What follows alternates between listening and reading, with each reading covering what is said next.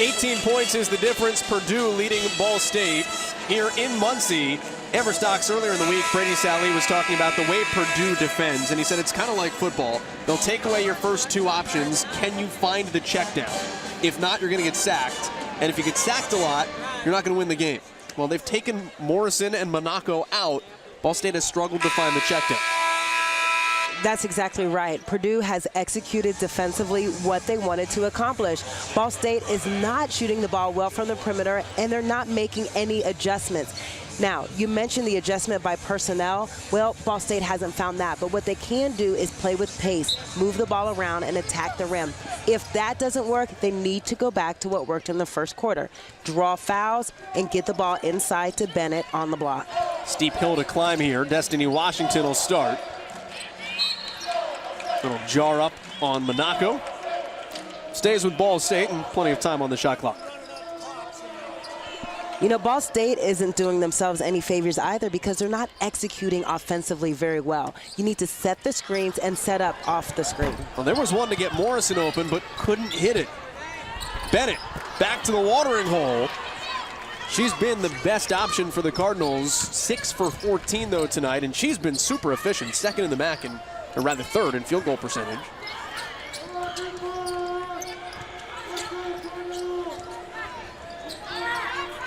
Just see the way they've got the floor square.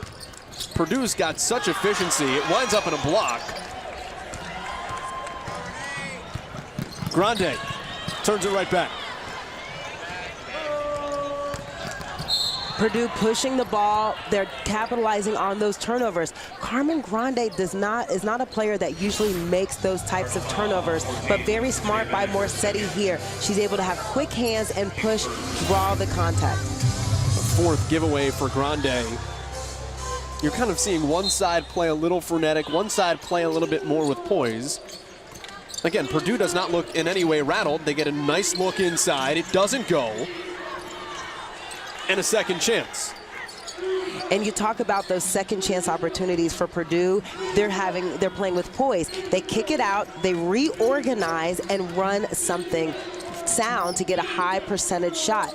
Ball State, on the other hand, when they're getting offensive rebounds, they're not doing that and executing well. It seems like they're just happy to throw up a shot. Perry deep three. Swish. Purdue knocks in its 7th triple of the ball game. The Boilermakers came in just 34% on the season. And Perry with her 9th three-point shot for the year. 42% from the three-point line. Yeah, she's been their probably most efficient, and then almost comes up with a steal. This is not indicative of the way this series has gone over the years. Perry with the foul, that'll be her second. Last year it was a 10-point game in West Lafayette. It was closer than that, it spread late. Then they've met twice previously in recent seasons. Ball State lost 66-60 and 63-57, so 6-point games. And both of those came down to the wire. It's kind of a misnomer for the way this series has gone. Well, at this pace, we'll be surprised. I mean, Ball State's highly likely not even going to get into the 60s offensively. They've really changed the way that they've come and attacked this game, and this is not characteristic of the Ball State identity. Ball State's identity is high energy, high pace, moving the ball around, playing with a lot of physicality. And for some reason, Joe, they just don't seem to have that oomph today. It'll be 5 of 7 games. Purdue has held opponents under 55 points. We've got a foul on the floor, although Perry wants the call. Let's go to Peter. Amber, you talked about the Cardinals just not having that oomph today, and certainly Purdue has it, and kind of hard to believe this is their 3rd game in 5 days, guys, and they had to schedule this way because the Big Ten schedule went to 16 games this year, so they had to try to fit more non-conference games into their schedule to really fill it out, and they knew it would be a challenge, and Sharon Versup knew that this was going to be a competitive game tonight for her team. She challenged her team to be ready to play, and this will be a good win for Purdue if they're able to hold on, guys. Ball State hasn't lost a non-conference game in this building in over 2 years. November 30th, 2014 was the last time they dropped a non-conference game. So for Purdue to come on the road, 3rd game in 5 days, and play the way that they have, you have to be impressed. Airball 3 turns into a Perry miss on the other end. Yeah, Peter brings up the lack of getting your legs back. 1 day to prepare for this game. They played Central Michigan on Tuesday. Well, you know, that's something in the WNBA that we're very familiar with. True. Sometimes there might be back-to-back games and where there's nothing but a shoot-around if you even opt to have that to prep for an opponent. And that's when, Joel, it just comes down to two things. First and foremost, reading the scouting report. You may not have time to walk through, but clearly Purdue has taken the time to read over their scout. And the other thing is you just have to play with heart. Go back to your fundamentals and play with a lot of heart. Candace Parker helps too. Candace Parker, Nneka Ogwumike, we can go down the roster. There's a lot of great players in the WNBA for all the teams. Bennett, second chance for her. Third effort, that's Washington. Monaco rips it away, jump ball, Purdue's. And Brady Sallee wanted a foul. He looks like a stiff trick-or-treater. To say the least. Great second effort by Bennett to jump up and try to secure that rebound and get the finish. But again, she's not able to come up with it. Good job by the Purdue defense, but she's not doing herself any favors by shooting those shots off balance. Yeah, you're 6'4". Settle your feet. Play a little bit more in control. Morissetti.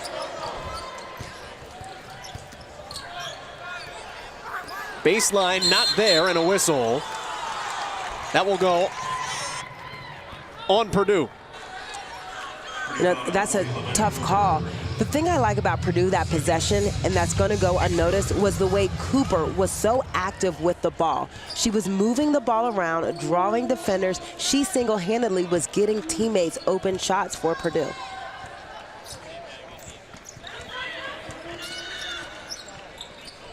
Monaco still looking for that first shot to fall. The push goes on. Ball stayed underneath. Destiny Washington, the offensive foul on the rebound. That is 3 on the Cardinals sophomore. You know, at this point in the game, that's the kind of foul that you're just going to have to live with. You've got to crash the offensive rebounds hard.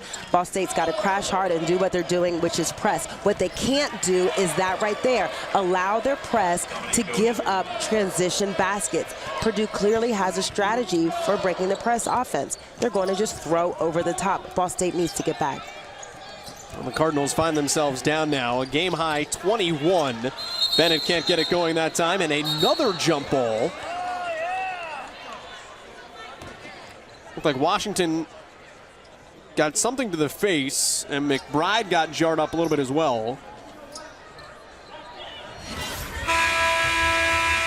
Oh, she got Ronda Rousey'd, and then took Bennett's shoulder. Little arm bar to a shoulder shrug. Yeah, you know, and that's the intensity, and we talked about the competitiveness before. These ladies have been competing against each other for a long time, playing with or competing against. A lot of bragging rights are on the table here. Even if the score is clearly skewed Purdue's way, both teams are playing for pride. I know Peter's got some more on the Indiana ties between these two teams. Obviously both Indiana schools, but Peter runs a little bit deeper than that, no? Yeah, it does. There's a lot of Indiana All-Stars on the floor tonight, Joel. 7 in total in this game, and you talked about the connection earlier between Lamina Cooper and Destiny Washington. These girls know each other. Head coach Brady Sallee talked about it with us earlier this week. They work out with each other in the summer. They're friends off the floor in some cases, and certainly there's bragging rights on the line in this game. One of the Indiana All-Stars is right there. Destiny Washington, a junior All-Star when she was at Lawrence North. And the free throws have not fallen for the Cardinals tonight either. Ball State's just had a stiff night offensively, 23% from the floor. Simon Din, looking for some energy. He goes to the junior point guard, Brady Sallee does. Well, short. Simon trying to provide that energy, pushing the ball hard and getting to the rim. But so many shots, as you said, are short for Ball State. And not just jumpers. We're talking about some pull-ups and even some shots that should be hitting high on the glass, not even getting over the rim. Ball State needs to get their legs back underneath them. It's going to be 4 on Destiny Washington. It's also the fourth on Ball State here in the quarter, so into the bonus on the next one for Purdue. Fresh 30 here with the immediate timeout coming likely at the next dead ball. And another three for Morissetti. Cardinals we've talked about it a lot, taken her out a lot, but we've seen what makes her so good. She's helped out. She's done well in the assist category. She's got 4 of those. She's found a way to still get 12 points. She's gotten rebounds, done a little bit of everything tonight. You know, Ashley Morissetti does not get enough credit for her rebounding. She's very active on the boards. She's gotten 12 offensive rebounds coming into this game and averages 4.5 rebounds per game. That's really good for a point guard. Well, look how slight her build is as well.